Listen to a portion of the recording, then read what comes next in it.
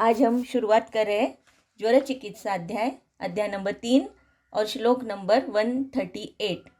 ये 138 का विवरण हमने लास्ट टाइम किया था, लेकिन फिर से वहीं से शुरुआत करते हैं।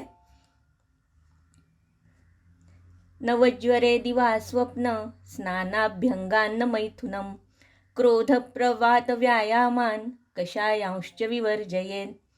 तो नवज्वर में कौन कौन से अपवाद है, क्या क्या नहीं करना है, क्या क्या विवर्जित करना है। तो दिवा स्वप्न, स्नान, अभ्यंग, अन्न का मतलब है गुरु अन्न, मैथुन, क्रोध, प्रवात सेवन, व्यायाम सेवन और कषाय पान यानी कि क्वाथ या किसी भी द्रव्य का पान नहीं करना है। ये सारे विवर्जनीय विषय है। इसके बारे में या इसका पूरा विवरण हमने लास्ट टाइम किया था। तो अभी हम पढ़ रहे श्लोक नंबर 139। ज्वरे लंघनमेवादौ उपदिष्टमृते ज्वरात् क्षयानिलभय क्रोध काम शोक श्रमोद्भवात्। तो इसका मतलब है कि ज्वर में लंघन देना है, ये तो सबको पता है, लेकिन पहले उन्होंने लंघन की अनर्हता बता रहे हैं कि कौन कौन से कंडीशंस में, कौन कौन से अवस्थाओं में लंघन नहीं देना है। तो ज्वरे लंघनम एवादौ, आदौ यानी कि पहले तो लंघन देना ही है, लेकिन ज्वर में कहाँ पर नहीं देना है उसका उपदिष्ट, उसका उपदेशन यहाँ पर कर रहे हैं। कौन कौन सी अवस्थाएं हैं। तो पहली अवस्था बता रहे हैं क्षय, अनिल यानी वातज, भयज, क्रोधज, कामज, शोकज और श्रमज या श्रमोद्भव। इस प्रकार का अगर ज्वर है तो वहाँ पर लंघन नहीं देना है। तो लंघन देने का उपदेश है, लेकिन इस तरह की अवस्थाएं है या अगर उसका उद्भव इस तरीके से है तो वहाँ पर लंघन नहीं देना है। अभी जैसे हमने देखा था कि लंघन पूरे 10 प्रकार के लंघन बताए गए हैं लंघन ब्रुवणीय अध्याय में। तो 4 प्रकार की संशुद्धि, चतुष्प्रकारा संशुद्धि, पिपासा, मारुत और आतप सेवन, फिर पाचन और उपवास, व्यायामश चेति लंघनम। इस तरीके के टोटल 10 प्रकार के लंघन के प्रकार है। तो उसमें से कौन कौन से लंघन के प्रकार हम नहीं कर सकते, किसका अपवाद यहाँ पर एक्सपेक्टेड है। तो जैसे कि पहले अगर हम देखते हैं कि चतुष्प्रकारा संशुद्धि, तो वमन, विरेचन, निरूह बस्ती और शिरोविरेचन, ये जो चार बेसिक चतुष्प्रकार है संशुद्धि के, तो उसके हर एक के अपने अपने अलग अलग काल है, कुछ स्पेसिफिक अवस्थाएं बताई गई है। तो ये जो यहाँ से शुरुआत हो रही है अध्याय की चिकित्सा की, तो यहाँ पर स्पेशली तरुण ज्वर ये यहाँ पर एक्सपेक्टेड है। तो लंघन में से वमन, विरेचन, निरूह बस्ती और शिरोविरेचन, ये संशुद्धि के 4 प्रकार जो है उनका प्रयोग तरुण अवस्था में नहीं करना है। और जैसे वमन जैसे कुछ कर्मों का हम अपवादात्मक प्रयोग कर सकते हैं, लेकिन फिर भी उसके लिए बहुत ही स्पेसिफिक अवस्था होना आवश्यक है। तो इसीलिए यहाँ पर अनर्ह में या कहाँ पर नहीं करना है, इसमें चतुष्प्रकारा संशुद्धि आती ही है। फिर है जैसे कि पिपासा है, मारुत है और आतप सेवन है। तो यहाँ पर पिपासा निग्रहण पूरी तरह से अपेक्षित नहीं है। उष्ण जलपान या श्रुत शीत पीने का आदेश है, लेकिन यहाँ पर उष्ण जलपान वो भी जब तृष्णा है तब ही लेने के लिए बोला है, वो पाचन के लिए उष्ण जलपान है। तो यहाँ पर पिपासा भी हमें एक्सपेक्टेड नहीं है, यानी कि तृष्णा निग्रहण भी एक्सपेक्टेड नहीं है। मारुत सेवन तो एक्सपेक्टेड ही नहीं है, क्योंकि पहले ही उन्होंने प्रवात कहा है। तो प्रवात का सेवन, मारुत का सेवन ये करना नहीं है। आतप सेवन भले ही ये अनग्नि स्वेद है, लेकिन ज्वर में गुरु प्रावरण जैसे कुछ अनग्नि या निरग्नि स्वेदन का बताया गया है प्रयोग, लेकिन फिर भी यहाँ पर ज्वरित रुग्ण है, ऑलरेडी पित्त बढ़ चुका है, पित्त की उष्णता बढ़ चुकी है, इसीलिए यहाँ पर आतप सेवन भी निषिद्ध है। फिर है पाचन। तो पाचन के लिए ऑफकोर्स हम कषाय पान बाद में दे रहे हैं, लेकिन जब तरुण ज्वर है पहले 7 दिन में कषाय पान का भी निषेध है। तो उष्ण जल या लंघन यही एक पाचन के दो प्रकार हम मान सकते हैं। या तिक्त रसात्मक अगर यवागु जब हम देते हैं तो ये रस भी पाचन के लिए, आमोपाचन के लिए ही प्रयुक्त होता है, ऐसे हम समझ सकते हैं। व्यायाम, तो व्यायाम ऐसा है कि धातु बल कम हो चुका है ज्वर की वजह से, और अगर धातु बल कम है या धातु क्षीणता है और व्यायाम किया जाता है तो फिर से वात प्रकोप होने की संभावना है और ज्वरित का बल और कम होगा और ज्वर का वेग भी बढ़ सकता है। इसीलिए लंघन में से व्यायाम ये जो प्रकार है ये भी यहाँ पर पूर्णतः वर्जित है। फिर जैसे लंघनम उपवासश्च, तो उपवास यानी कि अनशन रूपी या अल्पाशन रूपी उपवास जो है वो यहाँ पर एक्सपेक्टेड है, उतना ही यहाँ समझ लेना चाहिए। लेकिन फिर भी वहाँ पर भी अल्पाशन या अनशन रूपी अगर लंघन है तो वो भी कहाँ कहाँ पर नहीं चल सकता। तो अगर क्षयात्मक व्याधि है यानी कि धातु क्षयात्मक या धातु क्षयकृत ज्वर है, या इवन राजयक्ष्मा को भी हम क्षय कह सकते हैं, तो इस तरीके से अगर ज्वर की उत्पत्ति है तो वहाँ पर बिल्कुल ही लंघन नहीं देना है। अनिल, अनिल शब्द से एक तो निराम अनिल का भी हम ग्रहण कर सकते हैं, या स्रोतोरोधात्मक वात प्रकोपजन्य ज्वर भी हम अपेक्षित यहाँ पर कर सकते हैं। तो अनिल जब हम कहते हैं, अगर हमने निराम अनिल का ग्रहण किया तो क्षयात्मक संप्राप्ति भी हो सकती है। तो क्षयात्मक संप्राप्ति में फिर से धातु क्षय है, इसीलिए यहाँ पर लंघन नहीं करना है। और वात प्रकोप, जैसे पता है हमें चरक चिकित्सा 28 में फिर से आने वाला है कि वायुर्धातु क्षयात्कोपो मार्गस्य आवरणेन वा, तो मार्गावरोधजन्य या क्षयात्मक ऐसे दो संप्राप्तियों से अगर वात प्रकोप है तो उसमें तो धातु क्षयात्मक में देना ही नहीं है। लेकिन मार्गावरोधजन्य अगर वात प्रकोप है तो वहाँ पर अल्पाशन रूपी लंघन हम दे सकते हैं। इसीलिए यहाँ पर अनिल से धातु क्षयात्मक संप्राप्ति और मार्गावरोधजन्य संप्राप्ति ये दोनों का भी कंसिडरेशन होना बहुत आवश्यक है। फिर भय, क्रोध, काम, शोक, श्रमोद्भवात, ये जो आगंतुज या अभिषंग हमने देखे हैं व्याधि आगंतुज में, तो आगंतुज हेतुओं से उत्पन्न होने वाला अगर ज्वर है तो वहाँ पर भी अनशन या लंघन पूर्णतः वर्ज्य है। वहाँ पर अल्पाशन देने की आवश्यकता कभी कभी होती है क्योंकि ये पूरे के पूरे वात प्रकोप में कन्वर्ट हो जाते हैं। इसीलिए पूरा लंघन यानी कि अनशन रूपी लंघन या बाकी के जो मैंने अभी लंघन के प्रकार बताए ये पूरे के पूरे इस अवस्थाओं में निषिद्ध है।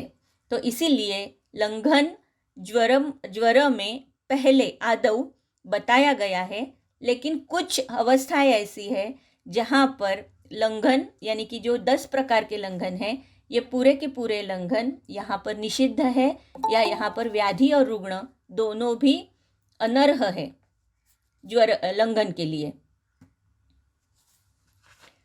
फिर श्लोक नंबर 140, लंघनेन क्षयं नीते दोषे संधुक्षिते नले विज्वरत्वं लघुत्वञ्च क्षुच्चैवास्योपजायते प्राणाविरोधिना चैनं लंघनेनोपपादयेत् बलाधिष्ठानमारोग्यं यदर्थोऽयं क्रियाक्रमः। तो यहाँ पर लंघन की प्रशस्ति की है। तो पहले बोला गया कि तरुण ज्वर में कौन कौन से उपक्रमों का निषेध है। फिर कहा गया कि लंघन बताया गया है बहुत ही प्रशस्त है, लेकिन फिर भी कौन सी अवस्थाएं हैं जहाँ पर लंघन नहीं करना है।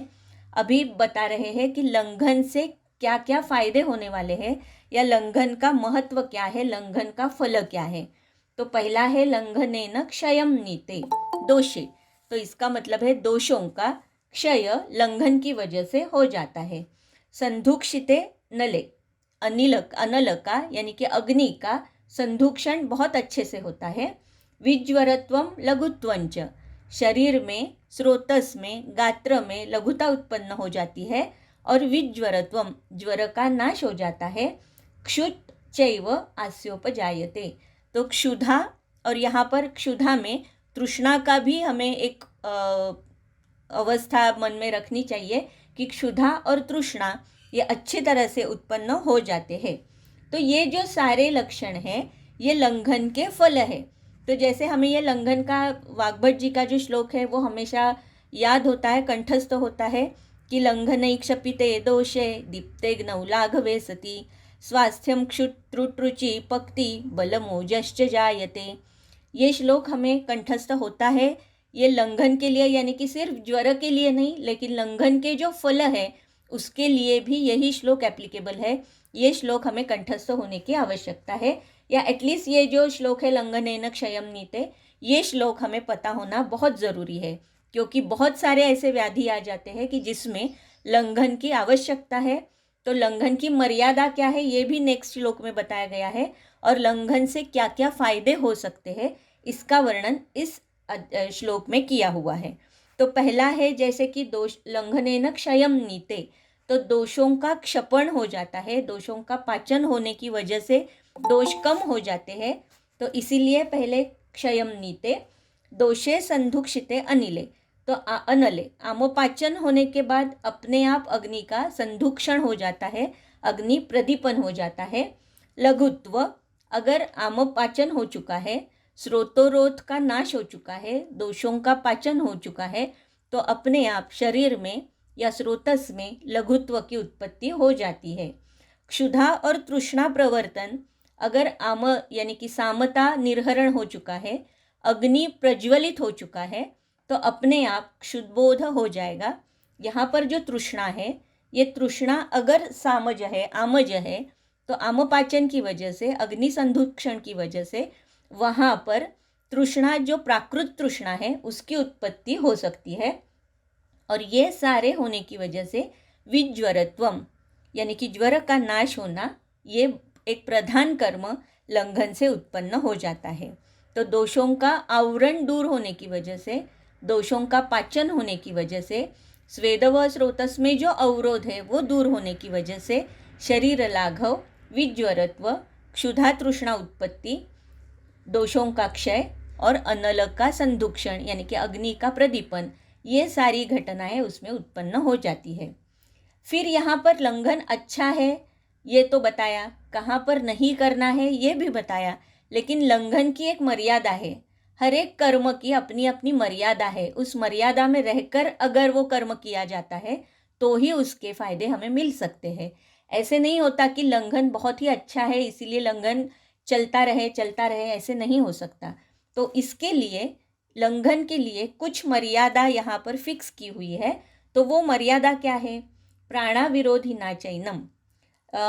एक मिनट में पहले फिर से ये पहले लंघनेन क्षयम नीते ये श्लोक के ऊपर जाती हूँ, क्योंकि मैंने वाग्भट के सूत्र का भी उल्लेख किया था।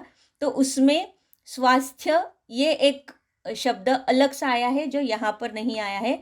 तो स्वास्थ्य यानी कि ये सारी चीज़ें, दोषों का निरामता उत्पन्न होना या धातु प्राकृत अवस्था में आना, तो ये सारी घटनाएं जो है जो स्वस्थ या व्यक्ति को स्वास्थ्य प्रदान करती है, यहाँ पर वो विज्वरत्व ये शब्द से यहाँ पर स्वास्थ्य एक्सपेक्टेड है। वाग्भट जी ने ये अलग सा एक शब्द यूज़ किया है स्वास्थ्य। ये मैंने श्लोक का जिक्र किया था, इसीलिए मैं फिर यहाँ पर लिखा है कि पक्ति बलम ओजश्च जायते। तो बल और ओज इसकी उत्पत्ति हो जाती है। ये बल का मैंने यहाँ पर इसलिए यहाँ कहा क्योंकि बाद में जो श्लोक है जहाँ पर मर्यादा है, तो बलम अधिष्ठानम आरोग्यम, आरोग्य का मूल या अधिष्ठान ये बल है। तो लंघन, इसीलिए वाग्भट ने पहला जो श्लोक कहा था तो उसमें लंघन कहाँ तक देना है, तो बल और ओज की प्राप्ति होने तक हमें लंघन देना है, या लंघन की वजह से बल और ओज की प्राप्ति हो जाती है। ये बल की प्राप्ति क्यों हो जाती है? क्योंकि दोषों का आवरण दूर हो जाता है, इसीलिए बल की प्राप्ति हो जाती है। लेकिन अगर यही लंघन बल मिल रहा है, इसके लिए हमने ज़्यादा मात्रा में दे दिया, तो फिर वहाँ क्या हो सकता है कि प्राण का अवरोध हो सकता है, प्राण का विरोध हो सकता है। इसीलिए ये नेक्स्ट श्लोक में ये जो मर्यादा लिखी है, प्राणा विरोधी ना चैनम, तो प्राण को अविरोधी हो वहाँ तक ही हमें लंघन करना है। नहीं तो जो बल की प्राप्ति हुई थी, ओज की प्राप्ति जो हमें हुई थी लंघन की वजह से, तो अपने आप वो अबलत्व वहाँ पर रुग्ण को आ सकता है, जो कि हमें यहाँ एक्सपेक्टेड नहीं है। तो लंघन कहाँ तक देना है, उसकी मर्यादा क्या है? तो प्राण को जहाँ तक वो अविरोधी है वहाँ तक ही हमें लंघन देना है। बल अधिष्ठानम आरोग्यम, क्योंकि आरोग्य का अधिष्ठान ये बल ही है, क्योंकि धातु बल अगर नहीं मिलता तो वहाँ पर ज्वर की फिर से जीर्णावस्था या विषम ज्वरावस्था इस तरीके से आगे कुछ उपद्रव उत्पन्न हो सकते हैं। यदर्थोयम क्रियाक्रमः, या जो हम चिकित्सा करते हैं तो चिकित्सा का अर्थ ही, चिकित्सा का विषय ही बल है। तो इसीलिए बल मेंटेन होना ये बहुत ही आवश्यक है। तो जब हमें ऐसे लगता है कि लंघन की वजह से बल का ह्रास हो रहा है तो तुरंत वहाँ पर लंघन हमें रुकवाना है, और फिर बाद में क्या करना है इसका वर्णन आगे आया ही है। तो इसका मतलब है नवज्वर में दिवा स्वप्नादि बाकी के ये वर्ज्य विषय करने हैं। फिर है लंघन, तो उसका उत्तम उपाय है, लेकिन कौन कौन सी ज्वर की अवस्था में हमें लंघन नहीं करना है, लंघन करने से फायदे कौन कौन से हमें मिल सकते हैं, लंघन का फल क्या क्या है। लेकिन इतना अच्छा फल होने के बावजूद हमें लंघन की मर्यादा, उसका महत्व हमें जानना चाहिए, क्योंकि जब तक शरीर में बल है तब तक ही वो रुग्ण जीवित रह सकता है, क्योंकि आरोग्य का अधिष्ठान, आरोग्य का मूल स्थान ही बल है, और जो चिकित्सा की जाती है उसका अर्थ ही बल के ऊपर ही निर्भर है। तो इसीलिए ये मर्यादा लंघन की बताई गई है। अभी ये मर्यादा के बाद जो श्लोक सबको यानी कि पूरा का पूरा कंठस्थ है और बहुत ही महत्वपूर्ण श्लोक है ज्वर में, तो वो है ज्वर का चिकित्सा सूत्र। तो ज्वर चिकित्सा सूत्र में लंघनम स्वेदनम कालो यवाग्वस्तिक्तको रसः पाचनान्य विपक्वानाम दोषाणाम तरुणे ज्वरे। तो तरुणे ज्वरे, यहाँ पर तरुण ज्वर के बारे में पूरा बता रहे हैं। तो ये जो चिकित्सा सूत्र है, ये चिकित्सा सूत्र हमें तरुण ज्वर का चिकित्सा सूत्र है ऐसा क्लियरली इंडिकेट कर रहा है। तो तरुण ज्वर में क्या क्या हम कर सकते हैं, तो पहला है लंघन, नेक्स्ट है स्वेदन, फिर है कालो। कालो का मतलब है कि कितने काल तक हमें रुकना है, तो काल इति अष्टाः, टीका में लिखा हुआ है कि काल का मतलब 8 दिन। यवाग्वस तिक्तको रसः, तो ये जो तिक्तक रस है, तिक्तक रस से सिद्ध की हुई यवागुपान पाचनानी अविपक्वानाम, तो बेसिकली तिक्त रस ये पाचन करने वाला है। तो अविपक्व दोष जो है उनका पाचन दोषाणाम तरुणे ज्वरे, तो तिक्तक रस की वजह से ये जो यवागु सिद्ध की हुई है, तिक्त रस से सिद्ध, उसकी वजह से जो पाचन होने वाला है वो अविपक्व दोषों का पाचन तरुण ज्वर में एक्सपेक्टेड है। तो लंघन, स्वेदन, लंघन का फल हमने देखा, महत्व देखा, उसकी मर्यादा देखी। फिर स्वेदन, तो स्वेदन इसका मतलब ऐसा नहीं है कि यहाँ पर डायरेक्टली हमने बाष्पपेटी दे दिया, नाड़ी स्वेद दे दिया, पत्रपोट्टली का स्वेदन किया, इस तरीके से यहाँ पर एक्सपेक्टेड नहीं है। तो यहाँ पर स्वेदन का मतलब निरग्नि स्वेद है, जो कि जैसे गुरु प्रावरण जैसे कुछ स्थिति हम कर सकते हैं, या किसी निरग्नि स्वेद का एप्लीकेशन वहाँ पर कर सकते हैं, ताकि स्वेदवह स्रोतस और रसवह स्रोतस इसमें जो पिधान हो चुका है, ये पिधान उसकी वजह से निकल सकता है। तो इसीलिए लंघन, स्वेदन 8 दिन तक की मर्यादा है, जहाँ तक दोषों का पाचन हम कर सकते हैं या पाचन हो जाता है। और तिक्तक रससिद्ध यवागुपान, इस तरीके से तरुण ज्वर का ये चिकित्सा सूत्र है। तो लंघन ये जो पहले बताया है, तो जैसे हमने ज्वर की संप्राप्ति देखी थी, तो ज्वर संप्राप्ति में कुछ महत्व के घटक देखे थे, जैसे कि दोषों का आमाशयगत होना, या फिर आमाशय होने के बाद उसमें सामता है ऑलरेडी उत्पन्न होना, अग्नि का मांद्य होना, या स्रोतोरोध उत्पन्न होना। ये स्रोतोरोध स्पेशली रसवह और स्वेदवह स्रोतस में उत्पन्न होना। इस तरीके से ये जो घटनाएं देखी थी, तो हमें ये समझ में आ जाएगा कि लंघन ये सारे अवस्थाओं में कैसे बहुत अच्छे से काम करता है। तो बेसिकली आमाशयगत दोष है तो उसकी पहली चिकित्सा है लंघन। साम दोष है तो वहाँ पर सामता का पाचन करने के लिए पहली चिकित्सा है लंघन। फिर अगर अग्निहनन हो चुका है दोषकृत, तो वहाँ दोषों का आवरण निकालने के लिए, दोषों का आवरण छिन्न करने के लिए पहली चिकित्सा बताई हम कर सकते हैं, वो है लंघन। स्रोतोरोध जो है, ये स्रोतोरोध दूर करने के लिए, स्रोत शोधन करने के लिए पहली चिकित्सा बताई जाती है, वो है लंघन।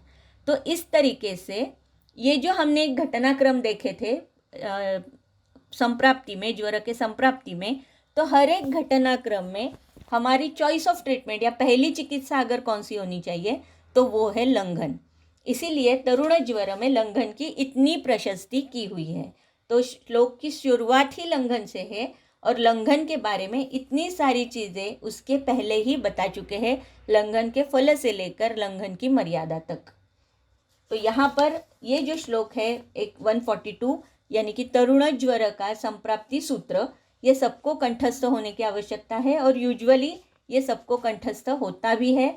और हर एक शब्द का महत्व, हर एक शब्द का वर्णन और वो वहाँ पर क्यों आया है, ये पता होना बहुत ही आवश्यक है। श्लोक नंबर 143। तृष्यते सलिलं चोष्णं दद्यात् वातकफज्वरे मद्योत्थे पैत्तिके चाथ शीतलं तिक्तकैश्रुतं दीपनं पाचनं चैव ज्वरघ्नम् उभयं हि तत् स्रोतसां शोधनं बल्यं रुचि स्वेदकरं शिवम्। अभी यहाँ पर जलपान के बारे में कुछ बता रहे हैं। तो जलपान ज्वर में कौन सी अवस्था में करनी है, कौन सी अवस्था में किस तरीके का जलपान करना है, इसका पूरा वर्णन इस श्लोक में है। तो पहला बहुत ही इम्पोर्टेंट शब्द है वो है तृष्यते, क्योंकि अभी जैसे पेशेंट हमारे पास आते हैं तो 5 लीटर पानी कम से कम पीना ही है दिन में, या कोई कोई तो 5 से भी ज़्यादा कहते कि इतना पानी तो पीना ही है दिन में। तो फिर वो ज्वर है या कौन सी भी अवस्थाएं है, वो ग्रीष्म ऋतु है, वर्षा ऋतु है या कौन सा भी यानी शीत ऋतु है, फिर भी उनके एक मन में ऐसे रहता है कि इतना पानी दिन भर हमें पीना ही है। तो इसे छेद देने के लिए पहला ही शब्द आया हुआ है कि तृष्यते। जब तृष्णा उत्पन्न होती है तब ही पानी पीने का, तब ही जलपान करने का यहाँ पर वर्णन है। तो ये बहुत बार समझ लेना चाहिए, रुग्णों को ये समझाना चाहिए कि ज्वर में भी जैसे कि इतनी सामता होती है, तो जलपान अगर उसके ऊपर किया जाता है तो सामता बढ़ने की संभावना है। इसीलिए तृष्यते, जब भी तृष्णा उत्पन्न होती है तभी पानी पीना है। सलिलम च उष्णम, और वो भी कैसे पीना है, उष्ण जलपान करना है। दद्यात् वात कफ ज्वरे, वात कफज ज्वर में उष्ण जल का पान करना है जब उसे तृष्यते, जब उसे तृष्णा लगती है रुग्ण को।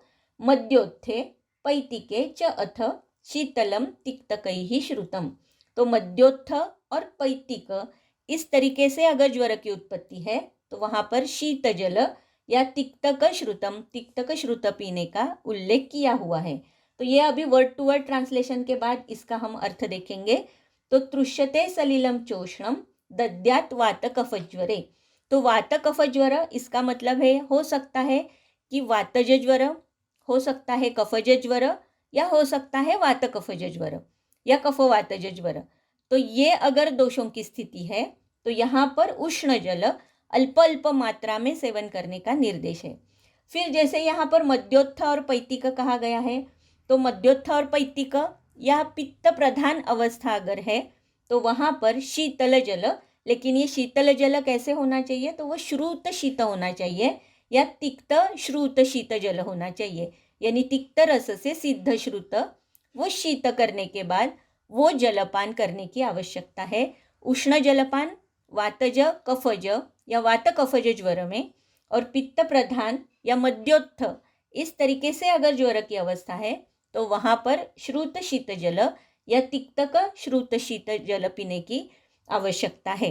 यहाँ पर अगर वात पित्तज ज्वर है तो जैसे हमने देखा है कि वात ये योगवाही है तो वो अत्यंत दाहकर हो सकता है, तो वहाँ पर भी श्रुत शीत जल देने का ही इनका कहना है कि वहाँ पर भी श्रुत शीत जल ही देना है।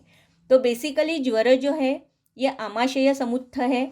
हमने चरक विमान स्थान अध्याय 3 अगर आप देख सकते हो तो देखिए, चरक विमान स्थान अध्याय 3 जो जनपद ध्वंस का अध्याय था, तो जनपद ध्वंस के अध्याय में अग्निवेश ने एक प्रश्न पूछा था कि जिसमें पूछा गया था पहले कि उष्ण अगर हेतु है तो शीत द्रव्यों का उपयोग करना है, और शीत अगर हेतु है तो उष्ण द्रव्यों का उपयोग करना है। तो विमान स्थान अध्याय 3 श्लोक नंबर 39 और 40, तो उसमें कुछ ये शीत जल और उष्ण जल के बारे में संदर्भ हमें मिलते हैं। तो वहाँ पर अग्निवेश ने जो पूछा था कि ये ज्वर उष्ण होने के बाद भी, उसका स्वभाव उष्ण होने के बाद भी हम शीत जल क्यों नहीं दे सकते, तो वहाँ पर अत्रेय जी ने उसका उत्तर दिया है कि भले ही वो उष्ण है, लेकिन उसकी उत्पत्ति अगर देखी जाती है तो वो आमाशय समुद्भव है, इसीलिए वहाँ पर कफ का प्राधान्य है, कफ दोष का प्राधान्य है, इसीलिए लंघन के साथ साथ या पाचन के लिए उष्ण जलपान देने की बहुत आवश्यकता होती है। तो यहाँ पर जो श्लोक नंबर 40 है, यानी कि चरक विमान स्थान अध्याय 3 श्लोक नंबर 40, ज्वरितस्य काय समुत्थान देशकालान अभिसमीक्ष पाचनार्थम पानीयम उष्णम प्रयच्छन्ति भिषजः ज्वरो हि आमाशय समुत्थः प्रायो भेषजानि च आमाशय समुत्थानां विकाराणां पाचन वमन अपतर्पण समर्थानि भवन्ति। यानी अगर आमाशयत्थ व्याधि है तो उसमें हमें क्या क्या करना है, तो पाचन है, अपतर्पण है या वमन जैसे कुछ कर्म वहाँ पर किए जाते हैं। पाचनार्थम च पानीयम उष्णम तद एतत् ज्वरितेभ्यः प्रयच्छन्ति भिषजो भूयिष्ठम। तो इसीलिए एक सर्वसाधारण ज्वर में जो दिया जाता है पाचन के लिए वो है उष्ण जलपान। हमने जैसे इसके पहले श्लोक में देखा था स्वेदन, तो ये स्वेदन जो है तो अभ्यंतर द्रव्यों के साथ साथ भी हम स्वेदन कर्म कर सकते हैं, उसमें प्रधान है उष्ण जलपान। तो उष्ण जलपान की वजह से भी जो स्रोतोरोध है ये स्रोतोरोध दूर हो सकता है, इसीलिए यूजुअली सारे ज्वर की अवस्था में हमने उष्ण जलपान देना है, उष्णंबुपान करना है। कुछ ऐसी अवस्थाएं है जहाँ पर बहुत ही, जैसे कि पित्त उद्रिक्त है, पित्त प्रधान ही ज्वर है, या मद्य की वजह से उत्पन्न होने वाला अगर ज्वर है, तो वहाँ पर भी भले ही हमने डायरेक्टली उष्ण जलपान नहीं दिया हो, लेकिन तिक्त सिद्ध श्रुत शीत जल, इस तरीके का जलपान इस अवस्था में हम दे सकते हैं। तो इसलिए यानी कि ये ज्वर में पूरे के पूरे, यानी कि त्रिदोष जनित ज्वर है, वातज है, कफज है या वात कफज ज्वर है, तो उसमें स्पेशली उष्ण जलपान किया जाता है ताकि श्लेष्मा का परिशोष हो जाए, अग्नि का उदीरण अच्छे से हो सकता है, तृष्णा का प्रशमन हो जाए, वातानुलोमन हो सकता है, और जो दोष सामावस्था में है उनका पाचन हो सकता है। तो ये सारी कंडीशन है जहाँ पर हमें उष्ण जलपान लेने का निर्देश है। तो दीपनम पाचनम चैव ज्वरघ्नम उभयम ही तत्। तो ये उष्ण जलपान क्या क्या कर सकता है, तो दीपन है, पाचन है, ज्वरघ्न है, उभयम ही तत्। तो उभयम यानी कौन सा, उष्ण जलपान या तिक्तक सिद्ध श्रुत शीत जल, ये दोनों भी कैसे है, तो ये दोनों भी ज्वरघ्न है, दीपन है और पाचन है। स्रोतसाम शोधनम, स्रोतसों का शोधन करने वाले हैं। बल्यम, बल कैसे उत्पन्न होगा, तो सामता पाचन होने की वजह से बल की उत्पत्ति होगी। रुचि स्वेदकरम शिवम, तो स्वेदकर, क्योंकि स्वेदवह स्रोतस में जो अवरोध है वो दूर हो सकता है। उष्ण जलपान की वजह से वहाँ पर स्वेदन कर्म अभ्यंतरता एक्सपेक्टेड है, वो होता है, उसकी वजह से स्वेद की निर्मिति हो जाती है, और अग्नि संदूषण होने की वजह से रुचि उत्पन्न हो जाती है। तो इस तरीके से उष्ण जलपान प्रशस्ति यहाँ पर समाप्त होती है। श्लोक नंबर 145, ये श्लोक भी सबको कंठस्थ है और बहुत ही प्रसिद्ध ऐसा ये सूत्र है जिसे हम षडंगोदक कहते हैं। मुस्त पर्पटको शीर चंदनोदिच्च नागरैः श्रुतशीतम जलम दद्यात् पिपासा ज्वर शांतये। तो जो ज्वर में जो पिपासा है उसके लिए ये श्रुत शीत जल जो है ये दिया जाता है। उसमें इसे षडंगोदक कहा जाता है क्योंकि 6 प्रकार के द्रव्य है, मुस्ता, पर्पट, उशीर, चंदन, उदिच्च और नागर। तो इस तरीके से ये षडंगोदक पानीय का यहाँ पर वर्णन है। लेकिन जैसे मैंने पहले कहा कि षडंगोदक भी अगर देना है तो तृष्यते, यानी कि जब भी तृष्णा है तब भी इसका प्रयोग करने की आवश्यकता है। यानी कि ज्वर है इसीलिए आपने सिर्फ षडंगोदक दिया, इस तरीके से ये वर्णन नहीं है। तो बेसिकली तृष्णा होने की आवश्यकता है। और दूसरी कंडीशन जैसे कि मध्योत्थ और पैतिक, इस तरीके का अगर ज्वर है तो वहाँ पर षडंगोदक का निर्देश है। तो यानी कि एक यूजुअल हमें ऐसे पता होता है कि ज्वर में षडंग पान करना है, लेकिन इस तरीके से ये नहीं सोचना चाहिए। पहली कंडीशन है कि तृष्णा होने की आवश्यकता है, और दूसरी कंडीशन है बेसिकली कि पित्त प्रधान अगर दोष है या मध्योत्थ ज्वर है तो वहाँ पर ये षडंग पानीय की प्रशस्ति की हुई है। तो पिपासा और ज्वर शांत होने के लिए जो श्रुत शीत जल देना है तो उसका प्रिपरेशन कैसे करना है, क्योंकि ये क्वाथ तो नहीं है, ये श्रुत शीत जल कहा है। तो टीका में आप देखिए वहाँ पर लिखा है कि 1 कर्ष द्रव्य लेना है। तो 1 कर्ष का मतलब है 1 तोड़ा, उसमें 1 प्रस्थ जल डालना है। 1 प्रस्थ यानी कि 64 तोड़े, यानी कि 640 ml अप्रॉक्सीमेटली, और उसमें हाफ प्रस्थ उसमें रखना है अग्नि संस्करण के बाद। तो इसका मतलब है कि 32 तोड़े यानी कि 320 ml तक वो रखना है, और वो इसका अल्प अल्प पान रुग्ण के लिए हितकर है। तो इस तरीके से ये षडंग पानीय बनाया जाता है या श्रुत शीत बनाया जाता है। तो इसका मतलब अगर ये जो जल है, ये जल अगर हमने आधा रखा उष्णता के बाद या अग्नि संस्करण के बाद, तो वो अगर आधा रखे हैं तो इसका मतलब है कि वो पाचन के लिए बहुत ही लघु हो चुका है, और उसके साथ साथ तिक्त द्रव्य है, तो उसके संस्करण की वजह से वो और भी उसे लाघव प्राप्त होगा, जो कि ज्वर में हमें एक्सपेक्टेड है। तो पाचन और लघुता उत्पन्न होना, स्रोतोशोधन करना, ये पूरा का पूरा काम इस षडंग पानीय से हो जाता है, और उसके साथ साथ पित्त प्रकोप भी नहीं हो सकता, क्योंकि तिक्त रस के साथ ये श्रुत शीत जल दिया हुआ है। तो इसकी ये प्रशस्ति है, इसीलिए ये मुस्ता परपटक उशिर, ये जो षडंग पानीय है ये इस अवस्था में हम पी सकते हैं या रुग्ण को दे सकते हैं। फिर बहुत ही हमेशा यानी कि महत्वपूर्ण रहा ये एक श्लोक है या ये एक क्रिया है जो कि है वमन। श्लोक नंबर 146। श्लोक नंबर 146।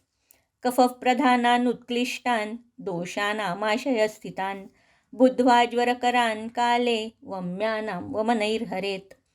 तो जैसे मैंने पहले कहा कि लंघन निषिद्ध है कौन कौन सी अवस्थाओं में, तो उसमें मैंने चतुष्प्रकारा संशुद्धि के बारे में जिक्र किया था। तो उसमें पहला था वमन। तो वमन कौन कौन सी कंडीशन में निषिद्ध है और कौन कौन सी कंडीशन में वमन करना है। तो अगर हम सिद्धि स्थान में देखते हैं तो जहाँ पर वमन के इंडिकेशंस दिए हैं तो वहाँ पर भी ज्वर का उल्लेख आता है। तो ये जो ज्वर का उल्लेख है, ये ज्वर का उल्लेख वहाँ पर भी क्यों है, क्योंकि कुछ तरुण ज्वर में ऐसी कंडीशंस आती है, जीर्ण ज्वर में भी बाद में कुछ हम कंडीशंस ऐसे देख सकते हैं कि जिसमें वमन की प्रशस्ति की हुई है। तो यहाँ पर हम तरुण ज्वर देख रहे हैं। तो तरुण ज्वर में कुछ स्पेसिफिक अवस्थाएं हैं, कुछ ऐसी अवस्थाएं उत्पन्न हो जाती है जहाँ पर ही सिर्फ हम वमन दे सकते हैं। तो उसमें कौन कौन सी कंडीशंस है। तो पहली कंडीशन है, दोषों की कंडीशन है कि कफ प्रधानान। तो पहला एक हमें ध्यान में रखना चाहिए कि भले ही ये आमाशयोत्थ व्याधि है, लेकिन फिर भी वहाँ पर कफ प्रधान दोष होना बहुत आवश्यक है। उत्क्लिष्टान, दूसरी कंडीशन बताई है कि उत्कृष्ट दोष कैसे होने चाहिए, कि उत्कृष्ट होने चाहिए। फिर बाद में है दोषान आमाशय स्थितान, यानी कि दोष आमाशय में उपस्थित होने चाहिए। बुद्ध्वा ज्वर करान काले, और ज्वर का काल जानकर वम्यानाम वमनैर्हरेत, और वो रुग्ण वाम्य होना चाहिए, वमन के लिए अर्ह होना चाहिए।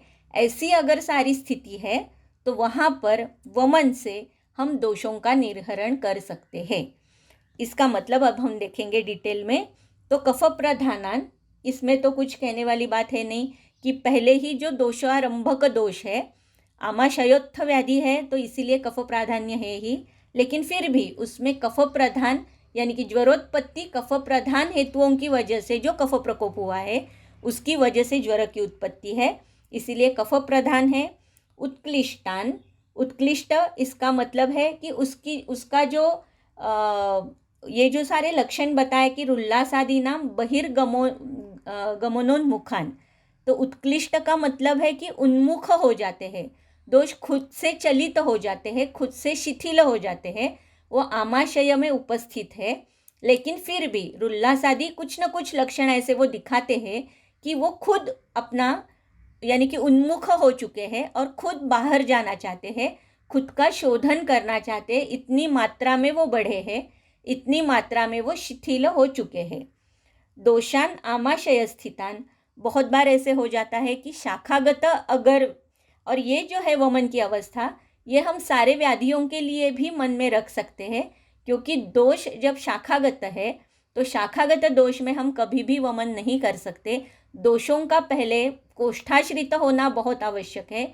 उपस्थित ये शब्द बार बार शोधन में आता है, तो दोष कोष्ठ में उपस्थित होना और यहाँ पर आमाशय में उपस्थित होना ये बहुत आवश्यक है।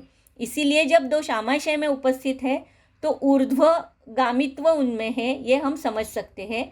वहाँ पर इसकी वजह से रुल्लासादी लक्षण हमें मिलते हैं और फिर हम समझ सकते हैं कि दोष आमाशय में उपस्थित है, उत्कृष्ट है, चलायमान है, शिथिल है, चलता उसमें आ चुकी है, तभी हम वहाँ पर वमन कर सकते हैं। बुधवा ज्वरकरान काले, तो ज्वरकरान काले ये बहुत इंपॉर्टेंट शब्द है। यथोक्तायाम अवस्थायाम, तो कौन सी ज्वर की अवस्था है ये हमें देखना बहुत ही आवश्यक है।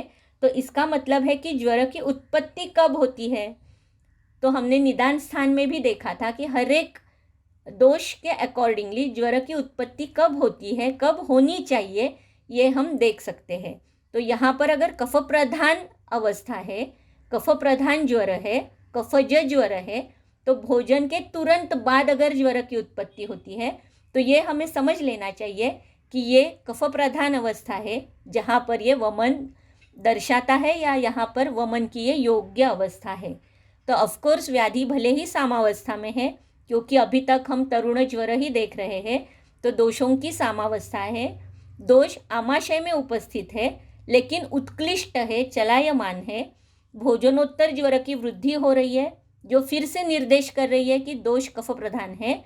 तो ये ज्वर का काल देखकर वम्यानाम, यानी कि वो रुग्ण भी वमन के लिए अर्ह है। बहुत बार ऐसे हो जाता है, ये अर्हता दो अवस्था पे निर्भरित है या दो घटकों पे निर्धारित है, जैसे कि एक है रुग्ण और दूसरा है व्याधि। बहुत बार ऐसे हो जाता है कि रुग्ण अर्ह है लेकिन व्याधि अनर्ह है, यानी कि रुग्ण बलवान है लेकिन दोष उपस्थित ही नहीं है। दूसरी अवस्था ऐसे हो सकती है कि व्याधि जो है वो अर्ह है वमन के लिए या शोधन के लिए, लेकिन रुग्ण ही उसके लिए अनर्ह है, यानी कि रुग्ण का जो बल है वो बलहानि हो चुकी है। वहाँ पर भले ही व्याधि की वो डिमांड है कि वहाँ पर शोधन होना आवश्यक है, लेकिन रुग्ण उसे सपोर्ट नहीं करता क्योंकि रुग्ण की बलहानि हो चुकी होती है। तो इस तरीके से अगर वो रुग्ण और व्याधि ये दोनों वमन के लिए अर्ह है तो ही वमनैर हरेत, तो ही वहाँ पर वमन देना है। जैसे कि सुतिकावस्था में ज्वर है, बाल्यावस्था में ज्वर है, बहुत ही वृद्धावस्था में ज्वर है, या गर्भिणी है और ज्वर है, इस तरीके से रुग्ण अनर्ह है। व्याधि में ये बाकी के लक्षण तो है लेकिन रुग्ण वमन के लिए अनर्ह है, तो वहाँ पर हमें वमन नहीं करना है। वहाँ पर कुछ न कुछ पाचन ही हमें देना है या शमन ही करना है, ये हमें ध्यान में रखना है। इसीलिए वम्यानाम ये शब्द भी उतना ही महत्वपूर्ण है। तो यहाँ पर जब हम कहते हैं कि यानी कि वाग्भट में यहाँ पर कफ प्रधानान उत्कृष्टान के साथ साथ उत्कृष्ट ऐसा भी एक शब्द आया है। तो उत्कृष्ट का मतलब है गुण से, कर्म से और लक्षण से बहुत ही उत्तम प्रकार में। तो इसका मतलब है ये ज्वर अवस्था में दोषों की अवस्था ये बहुदोषावस्था है, जो कि वमन के लिए बहुत ही योग्य अवस्था है। तो दोषों की अवस्था कौन सी है ये जानना भी बहुत आवश्यक है, तभी हमें जाकर पता होता है कि यहाँ पर लंघन से काम होने वाला है या लंघन में से वमन जो कर्म है वो हमें करना है। तो ये वमन की जो अवस्था है ये ध्यान रखनी चाहिए कि कफ प्रधान दोष होने चाहिए, वो गुण से, कर्म से, लक्षण से बहुत ही उत्कृष्ट होने चाहिए, यानी कि उत्तम दोष या बहुदोषावस्था होना चाहिए। दोष उत्कृष्टावस्था में होना चाहिए, यानी कि उसमें उल्लास आदि जो लक्षण है, ये चलायमान दोषों के लक्षण वहाँ पर उपस्थित होने की आवश्यकता है। फिर आमाशयस्थ दोष होने की आवश्यकता है, और ज्वर कर काल जो है ये कफ प्रधान होना आवश्यक है, दोषों की सामावस्था वहाँ पर है, और रुग्ण और व्याधि ये दोनों ही वाम्य हैं, तो ही हम वमन कर सकते हैं। श्लोक नंबर 147। अनुपस्थित दोषाणां वमनं तरुणे ज्वरे रुद्रोगं श्वासमानाहं मोहञ्च जनयेत् भृशं सर्वदेहानुगासामा धातुस्था असुनिर्हरा दोषा फलानामानां स्वरसा इव सात्ययः। तो यहाँ पर वमन की इतनी सारी प्रशस्ति की, या कहाँ पर वमन करना है, इसका बहुत ही अच्छे से विवरण करने के बाद चरक कहते हैं कि अगर आपकी, यानी कि अगर मूढ़ वैद्य है जिसे सिर्फ इतना ही पता है कि ज्वर में वमन करना है, और फिर उसने वमन किया, लेकिन सारी अवस्थाएं जो है ये इसके विपरीत है, यानी कि अनुपस्थित दोषाणाम, दोष आमाशय में उपस्थित नहीं है, वहाँ पर उत्क्लेश भी नहीं है, तरुण ज्वर है, इसका मतलब दोषों की सामता है, ऐसी अवस्था में अगर वमन किया जाता है, यानी ये बलात् वमन है। एक्चुअली दोषों की वहाँ पर उत्क्लेशावस्था है ही नहीं, दोष चलायमान है ही नहीं, वो बाहर जाना चाहते ही नहीं है, वहाँ पर सामावस्था इतनी है, और फिर भी अगर वहाँ पर वमन दिया गया तो रुद्रोगम श्वास आनाह मोह च जनयेत् भृशम, तो इस प्रकार के कुछ व्याधि उसमें उत्पन्न हो जाते हैं जो उपद्रव स्वरूप में हम ले सकते हैं। तो इसका मतलब है कि अनुपस्थित दोष है, वहाँ पर वो उपस्थित नहीं है, दोष शाखागत है, उसका आमाशयगतत्व नहीं है, और फिर भी वहाँ वमन दिया गया तो क्या होगा। और तरुण ज्वर है, यानी कि सामावस्था है सारे दोषों की, और वमन दिया गया तो रुद्रोग, क्योंकि ये कैसे हो रहा है कि बल से अगर ये दोष निकालने की कोशिश होती है तो वहाँ पर यानी कि वमन का हम उदीरण कर रहे हैं, तो अर्थात वात प्रकोप उत्पन्न हो जाता है, और वात प्रकोप की वजह से ये सारे लक्षण वहाँ पर दिखाई देते हैं। सर्वदेहानुगासामा धातुस्था असुनिर्हरा, तो सर्वदेहानुगा यानी कि दोष आमाशय में नहीं है, तो सर्वदेहानुग है, वो धातुस्थ है, साम है, और फिर उसमें निर्हरण करने की अगर कोशिश हम करते हैं तो क्या होगा, ये प्राणहारक भी हो सकता है, क्योंकि असुन प्राणान, ये पता है हमें कि असु का मतलब है प्राण, तो असुन प्राणान निर्हरंती असुनिर्हरा, ये एक मतलब है असुनिर्हरा का, और दूसरा मतलब है न सुखेन निर्यन्ते इति असुनिर्हरा, तो दोषों का सुखपूर्वक निर्हरण नहीं कर सकते, या सुखपूर्वक निर्हरण नहीं होता, ये रुद्रोग जैसे कुछ न कुछ उपद्रव उत्पन्न हो सकते हैं, इसका मतलब है कि वो सुखेन निर्हरण नहीं हो सकता, इससे भी असुनिर्हर ये शब्द का प्रयोग किया हुआ है। तो सर्वदेहानुग दोष है, दोषोपक्रमणीय अध्याय जो है वाग्भट का, वो भी श्लोक सबको हमें कंठस्थ होता है कि सर्वदेह प्रविसृतान सामान दोषान्न निर्हरेत लीनान धातुषु अनुत्क्लिष्टान फलाद आमाद्रसानिव आश्रयस्य हि नाशाय ते स्युः दुर्निर्हरत्वतः। तो ये जो श्लोक है इसी का मतलब यहाँ पर बता रहे हैं कि सर्वदेहानुग दोष है, साम दोष है, धातुओं में लीन दोष है, और फिर भी उसमें प्रयत्नपूर्वक या बलपूर्वक अगर दोषों का निर्हरण किया गया तो क्या होगा, वह असुनिर्हर, सुख से वो नहीं बाहर निकलेगा, या प्राणहारक भी साबित हो सकता है, क्योंकि जैसे अपक्व फल से हम रस निकालने की, स्वरस निकालने की अगर कोशिश करेंगे तो वहाँ पर फल का ही नाश होता है, वही अगर फल पक्व हो जाता है, यानी दोषों की निरामावस्था उत्पन्न हो जाती है, और बाकी की जो कंडीशंस बताई है कि दोष आमाशय में उपस्थित हो जाते हैं, इस तरीके के अगर कुछ कंडीशंस उत्पन्न है तो ही वहाँ पर हमें वमन करने की अनुमति है। अदरवाइज ये रुद्रोग जैसे बहुत ही भयंकर, जो कि प्राणहारक हो सकते हैं, ऐसे उपद्रव होने के बहुत सारे चांसेस है। तो ये जो श्लोक है सर्वदेह प्रविसृतान, तो पंचकर्म के स्टूडेंट्स जितने भी हैं अभी यहाँ पर, यानी कि 4th ईयर के, उनके लिए भी ये बहुत आवश्यक सूत्र है, क्योंकि बहुत बार एग्जाम में पूछा जाता है, या वो कंठस्थ होने की आवश्यकता है, और यानी कि यह होता ही है कंठस्थ। क्योंकि पंचकर्म कहाँ करना है इसकी शुरुआत ही यहाँ से हो जाती है। इसलिए ये जो श्लोक है या कुछ कुछ सिद्धांत ऐसे आए हुए ज्वर में जो सारे के सारे व्याधियों में एप्लीकेबल है। तो ये सिर्फ ज्वर के लिए ही नहीं है, तो ये सारे के सारे व्याधियों के लिए ये एप्लीकेबल रहने वाला ऐसा ये एक सूत्र है। फिर वाग्भट में कुछ और बातें बताई है वमन के बारे में, जो कि यहाँ पर डायरेक्टली नहीं कही है, लेकिन ये यहाँ पर एक्सपेक्टेड है ही। जैसे कि वमन के कुछ योग वाग्भट ने बताए हैं कि कौन कौन से योग हम यूज़ कर सकते हैं और किस किस अवस्था में हम यूज़ कर सकते हैं। तो आपको चाहिए तो आप वाग्भट चिकित्सा स्थान अध्याय 1 देख सकते हो, श्लोक नंबर 6 to 8। वहाँ पर कुछ अलग अलग अवस्थाएं बताई है और उसके लिए ये जो वमन योग बताए हैं तो बल काल विभागवित ऐसा एक शब्द वहाँ पर उपयोग में लाया गया है। तो बल काल विभागवित इसका मतलब है कि अकॉर्डिंग टू बल, ये बल रुग्ण का भी हो सकता है और व्याधि का भी हो सकता है। और काल, कौन से काल में हम वमन दे रहे हैं, क्योंकि ज्वर कौन से काल में उत्पन्न हुआ है ये देखने के बाद, कौन से ऋतु में उत्पन्न हुआ है ये देखने के बाद फिर हमें डिसाइड करना होता है कि वमन देना है। यहाँ तक तो हम आ गए, लेकिन कौन से द्रव्यों का उपयोग करके ये वमन देना है ये यहाँ पर देखा जाता है। तो वाग्भट में कुछ सूत्र ऐसे आए हैं, 1 2 3 सूत्र, जहाँ पर कुछ स्पेसिफिक द्रव्यों का उल्लेख किया हुआ है।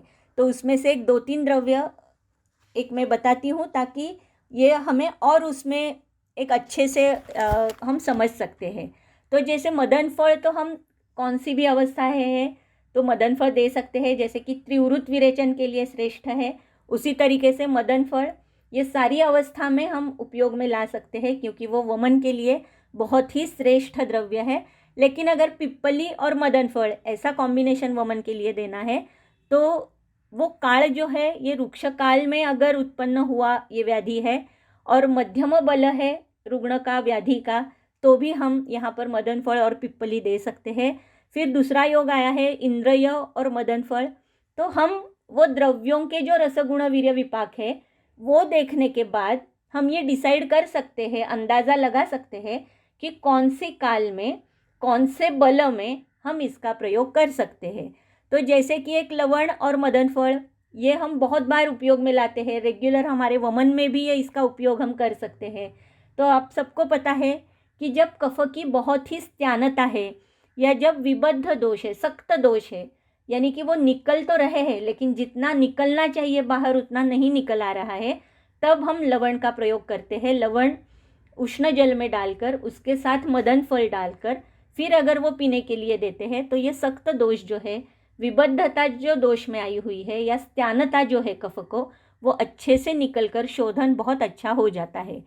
बहुत बार ऐसे होता है कि रुग्ण का बल कम होने लगता है, जैसे कि वमन हो जाता है या वमन के पहले भी कभी कभी रुग्ण का बल थोड़ा कम होता है।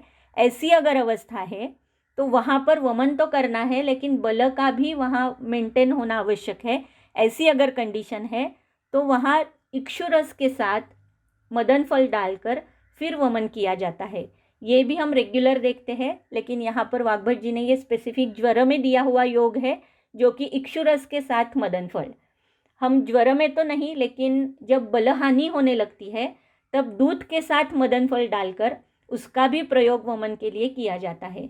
जैसे एक 5-6 वेग हुए, वेग तो बहुत अच्छे से आ रहे हैं, दोषों का निर्हरण भी बहुत अच्छे से हो रहा है, लेकिन रुग्ण की बलहानि अभी होना शुरुआत हो चुका है। ऐसी अगर कंडीशन है या हमें ऐसे लग रहा है कि रुग्ण की बलहानि हो रही है, तो वहाँ पर इंस्टेड ऑफ यष्टि मधु अगर आप डायरेक्टली या इक्षुरस दे सकते हो, लेकिन तुरंत इक्षुरस कभी कभी हम नहीं ला सकते, तो वहाँ पर दूध के साथ साथ मदन फल का प्रयोग वो भी बहुत ही अच्छा साबित हो जाता है, रुग्ण की बलहानि उससे नहीं होती। तो इस तरीके से एक 7-8-10 कुछ योग आए हुए हैं वाग्भट में, और उष्णोदक के साथ साथ भी आया है। इस तरीके से कुछ वहाँ पर योग आए हैं, वो आप देख सकते हो वाग्भट चिकित्सा स्थान अध्याय 1 ज्वर चिकित्सा। तो उसमें ये एक एडिशन है जो कि यहाँ पर डायरेक्टली जिसका निर्देश नहीं है, तो इसीलिए ये कहना मुझे उचित लगा, इसलिए ये संदर्भ मैंने कहा। तो इस तरीके से वमन, ज्वर में वमन ये अगर कंडीशन है तो ये हम कर सकते हैं, ज़रूर कर सकते हैं। तो बहुत बार ऐसे होता है कि एमडीज़ के स्टूडेंट्स के लिए या 4th ईयर के स्टूडेंट्स के लिए ये प्रश्न बहुत बार ओरल में पूछा जाता है, या इवन रिटर्न में भी अगर वमन और ज्वर इस तरीके की कुछ शॉर्ट नोट आ जाती है तो हम सिर्फ इतना ही लिखकर छोड़ देते हैं। तो इसीलिए मैंने ये कुछ वामक योग बताए जो कि बहुत ही इम्पोर्टेंट है। तो हर एक कंडीशन पता होना आवश्यक है, किस में करना है किस में नहीं करना है, और अगर फिर भी किया जाता है तो कौन से उपद्रव उत्पन्न होंगे और ये क्यों नहीं करना है वमन इस अवस्था में। इस तरीके का पूरा वर्णन और कुछ कुछ योग जो वाग्भट ने बताया है, और ये योग बताकर उसने छोड़ा नहीं है, फिर बताया है कि कल्पस्थानोक्त जितने वामक योग आए हुए हैं तो उसमें जो श्रेष्ठ होंगे या जो योग्य होंगे वो योग भी आप यहाँ पर उपयोग में ला सकते हो। तो इस तरीके से ज्वर में वमन ये बहुत ही इम्पोर्टेंट ये जो एक पॉइंट था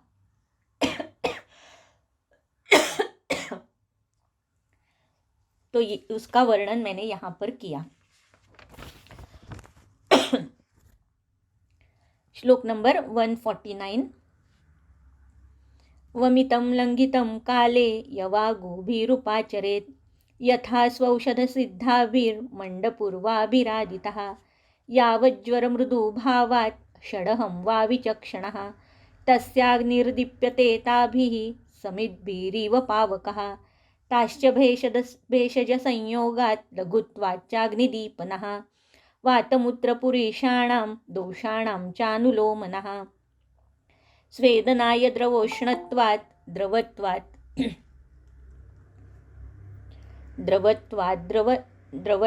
त्रुट्प्रशान्तये आहारभावात् प्राणाय शरत्वात् लाघवाय च ज्वरघ्नो ज्वरसात्म्यत्वात् तस्मात् पेयाभिरादितः ज्वरानुपचरेत् धीमान् ऋते मद्यसमुत्थितान् मदात्यये मद्यनित्ये ग्रीष्मे पित्तकफाधिके ऊर्ध्वगे रक्तपित्ते च यवागुणहिताज्वरे। तो अभी जैसे कि लंघन हुआ, लंघन के बाद उष्ण जलपान का प्रयोग हुआ, उष्ण जलपान के साथ साथ फिर अगर वमन की आवश्यकता है तो लंघन का ही एक प्रकार जो वमन है वो हो चुका। तो वमन और लंघन होने के बाद हमें अभी कौन से निर्देश क्या है, क्या करना है, तो ये यहाँ पर बता रहे हैं कि वमितम लंघितम काले, यानी कि वमन और लंघन ये योग्य प्रकार से हो चुका है। इसके बाद काले, काले का मतलब है काले इति अन्नदान योग्य काले, तो ये तो हो चुका, वमन हुआ लंघन हुआ ये बहुत अच्छे से हुआ, लेकिन उसके बाद अन्नदान का काल हुआ, यानी कि रुग्ण को क्षुधा उत्पन्न हो चुकी है। इस अवस्था में यवागु भी ही उपाचरित, तो अभी ये योग्य अवस्था है जिसके लिए हम यवागु दे सकते हैं। ये यवागु भी कैसे होनी चाहिए, यथा स्वौषध सिद्धा भी, तो जिस तरीके का ज्वर है, यानी कि वातज है, पित्तज है, कफज है, कौन सा ज्वर है, दोष कौन सा प्रधान है, वो देखकर उस ज्वरघ्न द्रव्यों के साथ यवागु सिद्ध होना बहुत आवश्यक है। फिर कहा है कि मंडपूर्वा भी आदितः, लेकिन ये यवागु पान जो है ये सीधा यवागु के ऊपर नहीं जाना है, तो यवागु के पहले मंड देना है, मंड पेया विलेपी, फिर इस तरीके से, यानी कि ये बढ़ता हुआ ये वर्धमान क्रम है, तो पहले मंड देना है। तो मंड सबको पता है कि जिसमें द्रवत्व ज़्यादा है और तंडुल बहुत ही कम है, यानी कि स्वच्छ भाग बहुत ज़्यादा है और घन भाग बहुत ही कम है, ताकि वो बहुत ही लघु हो जाए। तो पहले मंड से शुरुआत करनी है, लेकिन मंड ये भी कैसे होना चाहिए, स्वौषध सिद्ध होना आवश्यक है। यावज्ज्वर मृदुभावात् षडहं वा विचक्षणः, तो इसका मतलब है ये कहाँ तक देना है, तो यावज्ज्वर मृदुभावात्, जब तक ज्वर मृदु भाव नहीं होता, जब तक विज्वरत्व ये लक्षण उत्पन्न नहीं होता, तब तक यवागुपान यानी मंड से लेकर यवागु तक हमें जाना है।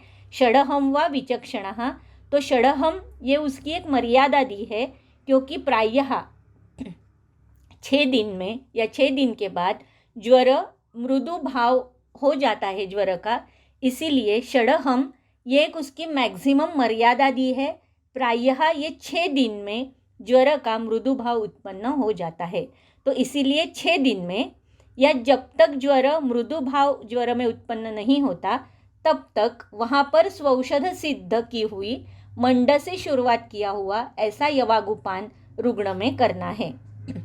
तस्य अग्निर्दीप्यते ताभि समिद्भिरिव पावकः ताश्च भेषज संयोगात लघुत्वाच्च अग्निदीपनः।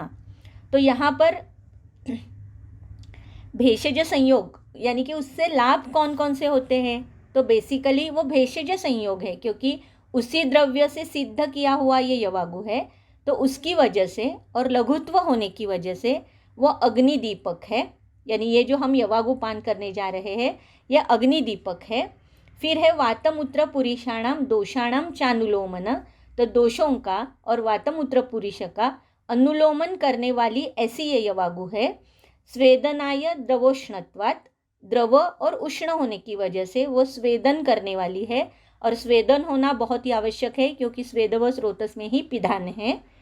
द्रवत्वात् तृच्छान्तये, और द्रव होने की वजह से जो तृष्णा उत्पन्न हो चुकी है ज्वर में उसकी शांति होती है। आहार भावात् प्राणाय सरत्वात् लाघवाय च। फिर यहाँ पर आहार भावात् प्राणाय, तो बेसिकली प्राण का रक्षण क्यों करती है, क्योंकि ये आहार भाव है। तो प्राण का यापन कैसे होगा, वो आहार की वजह से यापन होता है। तो यवागु ये आहारीय द्रव्य है, आहारीय द्रव्यों के साथ साथ औषध सिद्ध यवागु है, या आहारीय द्रव्य जो है वो औषध से सिद्ध किया हुआ है, लेकिन बेसिक द्रव्य ये आहारीय द्रव्य है, इसीलिए ये प्राण का यापन करने वाला है। सरत्वात् लाघवाय च, लाघव उत्पन्न होगा क्योंकि सरत्व वातपुत्र वमूत्र पुरुष इसका जो अनुलोमन हो चुका है उसकी वजह से जो लाघव उत्पन्न हुआ है, इसीलिए सरत्वात् लाघवाय। ज्वरघ्नो ज्वर सात्म्यत्वात्, तो ज्वरघ्न द्रव्यों से सिद्ध की हुई ये यवागु है, इसकी वजह से ज्वर सात्म्य होने की वजह से ज्वरघ्न ये कर्म यहाँ पर उत्पन्न होता है। पेया भी ही आदितः, तो यहाँ पर मंड से लेकर मंड पेया विलेपी ये जो क्रम बताया है, तो ये क्रम की वजह से इतने सारे लाभ ज्वरित व्यक्ति में हमें मिलते हैं। तो इसीलिए 6 दिन के बाद वमन लंघन होने के बाद या जब अन्नकाल उत्पन्न होता है तब स्व औषध सिद्ध ऐसे यवागु का पान करने का निर्देश है। तो लेकिन फिर भी यावत ज्वर मृदु भावा, जब तक ज्वर का मृदु भाव नहीं होता या 6 दिन नहीं होते तब तक ये यवागु पान करने का निर्देश है। फिर यवागु का महत्व इतना होने के बाद जैसे हर एक श्लोक में बताया है कि कुछ न कुछ उसकी मर्यादा है, तो वो मर्यादा है, ये मर्यादा देखते हैं। और आज का लेक्चर यहीं हम रुकते हैं क्योंकि 8:33 हो चुके हैं। तो यहाँ पर वो मर्यादा क्या लिखी है, तो मर्यादा है मध्य समुत्थितात् ज्वरानुपचरे धीमान ऋते मध्य समुत्थितान। तो ये सारी अच्छी चीज़ें तो हो रही है, लेकिन मध्य समुत्थित अगर व्याधि है या मदात्यय है, रुग्ण मध्य नित्य है, या ग्रीष्म ऋतु में उत्पन्न हुआ ज्वर है, या पित्त कफाधिक्य उत्पन्न है, या व्याधि की निर्मिति पित्त और कफ की वजह से है, ऊर्ध्वग रक्त पित्त के साथ अगर ये ज्वर है तो यवागुर्न हिता ज्वरे। तो यहाँ पर यवागु हितकर नहीं है, यहाँ पर यवागु देने का आदेश नहीं है। ये ऊर्ध्वग रक्तपित्त, जब हम रक्तपित्त अध्याय देखेंगे तो वहाँ पर भी इसका निर्देश हमें मिलता है कि ऊर्ध्वग में तर्पण देना है, ऊर्ध्वग में यवागुपान नहीं करना है। तो इसका मतलब है कि जहाँ पर हमें कफ और पित्त का प्राधान्य मिल रहा है, जहाँ पर हमें मदात्य यानी कि रक्त के साथ साथ पित्त की दुष्टि मिल रही है, जहाँ पर ऊर्ध्वग रक्तपित्त, यहाँ पर ऊर्ध्वग रक्तपित्त का मतलब ये है कि कफ का अनुबंध है। इस तरीके से कफ और पित्त इस कंडीशंस में हमें यवागुपान नहीं करना है। इंस्टेड ऑफ यवागुपान वहाँ पर तर्पण का प्रयोग है, जो कि नेक्स्ट श्लोक में बताया गया है कि जहाँ पर यवागु सिद्ध नहीं हो सकती, जहाँ पर यवागुपान की मर्यादा है, वहाँ पर इंस्टेड ऑफ यवागु हम तर्पण देने का निर्देश है। तो ये यवागु क्यों नहीं देनी है, क्योंकि उससे कफ और पित्त जैसे कि क्लिन्नता बढ़ती है। मिट्टी में अगर हमने पानी डाल दिया तो वहाँ पर क्लिन्नता बढ़ती है, उस तरीके से कफ पित्त प्राधान्य ऐसे अगर अवस्था उत्पन्न हो चुकी है तो वहाँ पर वो क्लिन्नता बढ़ती है, इसीलिए यवागुपान नहीं देना है। तो यवागुपान के बदले में तर्पण देना है, ये हम कल देख सकते हैं श्लोक नंबर 155 में। तो यहाँ आज यहीं पर हम रुकते हैं, जहाँ पर लंघन प्रशस्ति थी, उष्णोदक की प्रशस्ति थी, हर एक की मर्यादाओं के बारे में बताया था, कहाँ पर कौन सी अवस्था में कौन से प्रकार के जलपान देना है, षडंग पानीय कहाँ पर देना है, स्पेशली वमन की अवस्था कौन सी है और कौन से अवस्था में वमन नहीं देना है, उसमें अगर वमन दिया गया तो कौन सी कंडीशन उत्पन्न हो जाती है, वमन लंघन के बाद यवागुपान कैसे करना है, कितने समय तक करना है, किस तरीके से करना है और यवागु की प्रशस्ति क्या है, कौन कौन से गुण यवागु की वजह से उत्पन्न होते हैं और कौन से अवस्था में उसकी मर्यादा क्या है, इसका बहुत विस्तार से वर्णन यहाँ पर हमने देखा है। तो आज के लिए हम यहीं रुकते हैं। इसमें कुछ अगर प्रश्न है तो वो हम कल देखते हैं, क्योंकि 8:36 हो चुके हैं ऑलरेडी। तो आज के लिए यहीं रुकते हैं और कल फिर से मिलेंगे 7:30 बजे। धन्यवाद।